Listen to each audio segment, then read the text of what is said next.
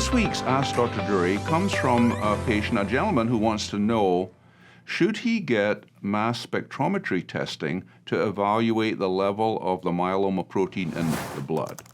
And so this is a good question right now because we know mass spectrometry is an important new technology which can detect the myeloma protein at very, very low levels in the blood.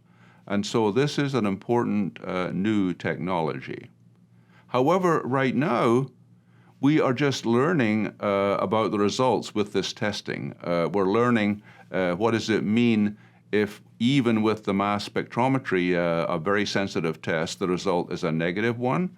Or what does it mean if the mass spectrometry still picks up a very low level of myeloma protein? And we need to look closely at the results of databases and clinical trials to understand if perhaps some patients can have a low level of myeloma protein picked up by mass spectrometry, which can be a low-level stable disease. This is something we're just learning about.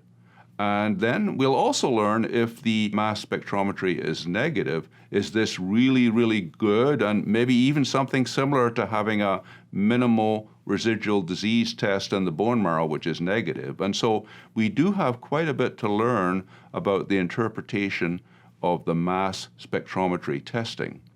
In addition, this test is not yet commercially available. Samples can be sent to the Mayo Clinic where they do have a testing program, but again, this is not set up in a standardized commercial way as of yet. And so the bottom line is no immediate rush to get mass spectrometry testing.